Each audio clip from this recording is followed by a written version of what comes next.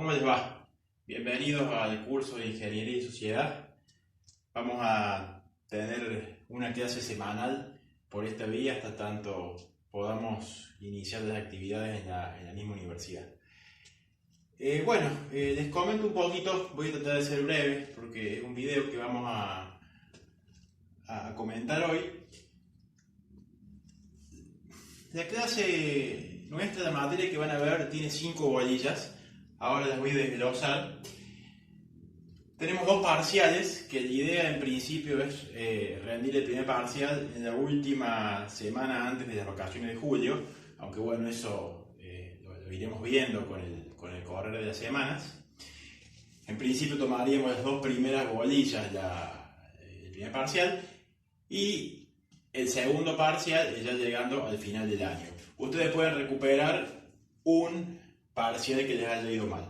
Es decir, se aprueba con 6. Si sacan un 6 y un 2, pueden recuperar el parcial que les fue mal. Bien, si les va mal en los 2 parciales, quedan libres. Y la promoción es 2 notas superiores a 8. Bien, la promoción implica, en vez de rendir el final, rendir como un coloquio integrador donde ustedes eligen un solo tema. Bueno, ¿por qué estudiamos esta materia? ¿Por qué vemos Ingeniería y Sociedad? Ustedes me dirán, si vamos a ser ingenieros, ¿por qué queremos ver todos estos temas? Bueno, el día de mañana ustedes no van a tratar ni contratar con máquinas, sino que van a contratar con personas. Y van a estar inmersas dentro de un ámbito social, en donde van a tener que interactuar, ya no la ingeniería como compartimentos estancos, sino con un montón de órdenes de la vida, la política, la sociedad, la economía, el comercio, las universidades, etcétera, etcétera. Tema de bibliografía. En la facultad hay una fotocopiadora que está al lado de las escaleras de la planta baja. Ahí he dejado el apunte que dice 1Q1, Ingeniería y Sociedad, con mi nombre. Soy el profesor Fernando Careto. Por lo pronto ya les he compartido un PDF con la bolilla 1. Bien, no sé que ya lo tienen a eso. Ahí se los pasa a unos compañeros y ellos se habían comprometido a compartirlo por los grupos de WhatsApp que tienen ustedes. Ya la bolilla 1 la tienen. Ahora bien, la bolilla 1 es la única que no van a tener toda la bibliografía en el apunte. Van a tener que ustedes trabajar un poco más y buscar un poquito más en páginas de internet, en libros, en donde quieran, más información. Las otras 4 bolillas prácticamente se pueden encontrar todo el tema en el apunte. Bien. Bolilla 1, que es la que vamos a ver hoy. No es que la vamos a ver hoy, la clase que viene la vamos a desglosar más. Hoy simplemente les voy a dar el práctico, que ya se los he subido también a internet. Vemos universidad y vamos a explicar acá qué es la universidad, cuáles son las funciones, cuándo surgen, a qué responde, y vamos a hacer hincapié en 2 universidades puntuales, que son la Universidad Nacional de Córdoba, que es la primera universidad del país, y obviamente la UTN. ¿Okay? Segunda bolilla habla de ciencia. Bien, el orden de las bolillas no es caprichoso, sino que tiene un sentido lógico. Las universidades surgen en la Edad Media, en el siglo XI, siglo XII, y como resultado de las universidades se logra alcanzar el método científico con Galileo a la cabeza en el siglo XVI y XVII. Bien. Por eso la segunda bolilla que vamos a ver es ciencia, en donde vamos a ver qué es la ciencia, cuándo surge, dónde, cómo, y finalmente al final de la bolilla vamos a bajar a la realidad nacional, porque es importante el desarrollo de la ciencia en los países del tercer mundo o en vía de desarrollo. El mismo esquema vamos a repetir en la bolilla 3, que habla de industria. Primero vamos a explicar cuándo surge la industria. Y lo mismo, como resultado de la ciencia, 2 o 3 siglos después se da la revolución industrial. Vamos a explicar dónde se dio, cuándo, cómo, y finalmente vamos a repetir el mismo esquema que las bolillas anteriores, bajarlo a la realidad nacional. Ver la industria argentina, cuándo surgió, respondiendo a qué necesidad que hubo en ese momento, etcétera, etcétera. La bolilla 4 habla de Argentina y el mundo actual. Bien, esto lo vamos a estar viendo a final del año, explicando un poco bases históricas para entender cómo llegamos al país que tenemos hoy. Y en la última bolilla vamos a hablar del ingeniero y el mundo actual.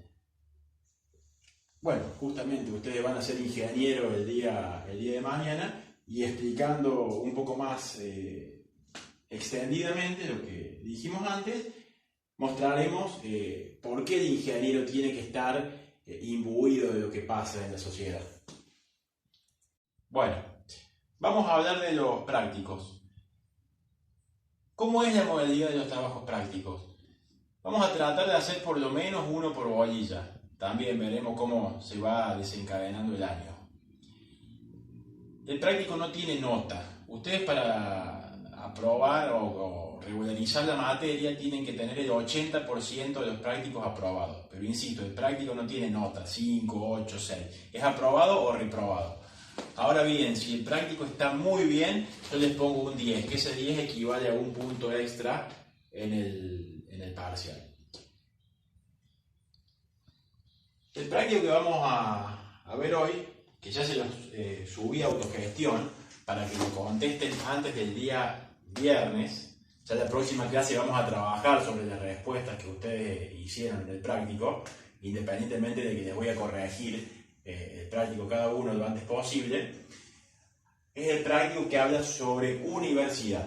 Como yo les decía, universidad es el único punto del programa que no tienen todo en el apunte, que van a tener que buscar algo ustedes. En autogestión tienen ya las 4 preguntas que les he efectuado del práctico y les he puesto mi mail, mi correo electrónico, por si tienen alguna duda, por un lado, que me consulten. No tengo ningún problema en responderle en esta cuarentena por esta vía, todas las dudas que tengan. Y asimismo para que me envíen el práctico antes del viernes a la noche, a la hora que tenemos clase, por mail, así lo corrijo. Lo pueden hacer en grupo, al práctico de 2 o de a 3. Son muchos alumnos, entonces la idea es que trabajen en grupo, obviamente de manera virtual, bien, en este momento. Hoy tienen todas las herramientas para poder trabajar en grupo. Ahora, trabajar en grupo no implica vos hacer la pregunta 1 y la 2 y yo la 3 y la 4. Eso yo me doy cuenta. Bien. Te pregunto primero las funciones de la universidad. Cuando hablo de las funciones de la universidad, me refiero a las 3 funciones principales que tiene la universidad. Una que es una función histórica y otra que se fue incorporando con el correr de los siglos y que aquí en Argentina se incorpora a principios del siglo XX tras la reforma universitaria del año 18. ¿Bien? Lo que pretendo ahí es que me expliquen cada una de esas 3 funciones en qué consiste. ¿Bien? Con la tercera van a tener un poco más de complicaciones que con las otras 2. La segunda pregunta habla de la Universidad Nacional de Córdoba, como primera universidad que surge en lo que es hoy Argentina. Ya tiene más de 400 años, la trae la corona española, con mucha influencia de la Iglesia en un primer momento, y de esta pregunta quiero que la dividan como en 2 partes. Por un lado, la parte histórica, quién la fundó, a cargo de quién estuvo, a cargo de quién está hoy la universidad, tienen que decir que es autónoma. Y por otro lado, una parte más dinámica, que es cómo se estructura una universidad, que me expliquen que se divide en facultades, que tienen diversos organismos que la forman. ¿Bien? La tercera pregunta habla de reforma universitaria. Y yo les pregunto, en el práctico creo que está redactado así: causas y consecuencias. No quiero que hagan tanto hincapié en los acontecimientos que ocurrieron esos días de 1918. No me parece a mí lo más trascendental. Hubo incidentes, se tomó el rectorado, no es lo que más me importa. Me interesa que hagan foco en las causas, es decir, en por qué se dio la reforma, tanto internacionales como nacionales. Es decir, la reforma universitaria se dio porque en el mundo pasaba esto, esto y esto, y porque en el país pasaba tal cosa y tal otra. ¿Bien? Ahora, después me tienen que atar eso, que unir eso con universidad. En la universidad no pasaba lo que estaba pasando en el país y en el mundo, por eso se da la reforma. Y después que me expliquen las consecuencias, es decir, qué dejó esta reforma. Y esto lo vemos porque la universidad que tenemos hoy, las universidades públicas que tenemos hoy, son como son por las consecuencias que se dan tras la reforma universitaria. Son unas 9 o 10 consecuencias que cambian la universidad pública en el país y en muchos lugares de Latinoamérica y se estructura como se estructura hoy la universidad gracias a la reforma. Por eso lo vemos acá. Y por último, bajando, como yo les digo, de lo global a lo local, primero vemos cómo es la universidad en el mundo, cuándo surge, cuáles son las funciones, la universidad del país con la Universidad Nacional de Córdoba y lo bajamos a lo nuestro, a la UTN. Y acá yo lo que pretendo es que por un lado es fundamental que me expliquen el contexto histórico. Bien, como les decía, la última pregunta apuntaba a la UTN y en este orden de ideas yo como que trato de que diferencien las partes de la pregunta, porque es como una pregunta con varios interrogantes adentro. Por un lado, me tienen que saber decir, y es fundamental, el tema del contexto histórico en el que surge la UTN, ¿bien?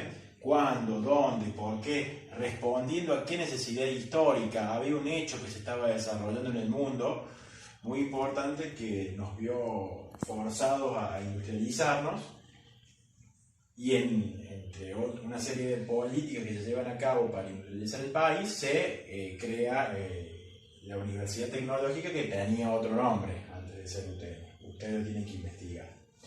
Por otra parte, me van a tener que explicar cuáles son las 2 o 3 características principales que tiene la UTN. Tiene 2 o 3 características que la difieren, que la diferencian del resto de las otras universidades públicas que hay acá en el país. ¿Bien? Y por otro lado, me tienen que explicar cómo se estructura. Que si ustedes ven la pregunta 2, tiene alguna diferencia de estructura con la Universidad Nacional, por ejemplo. La Universidad Tecnológica tiene un rectorado en Buenos Aires y las facultades diseminadas a lo largo de todo el país. Creo que hay 30 facultades regionales. Y cada facultad me tienen que explicar en qué se dividen. ¿Bien? Y explicarme muy brevemente cuáles son los organismos que componen la universidad. Es decir, la asamblea, el consejo superior, digamos en 2 o 3 renglones, explicarme qué órganos componen la estructura de nuestra universidad. Bien, semana que viene vamos a trabajar sobre el primer práctico, en las respuestas. Ya voy a tratar de, en la medida de lo posible, tener corregido de mayoría, así ya trabajamos sobre lo que ustedes hayan contestado. Buena semana.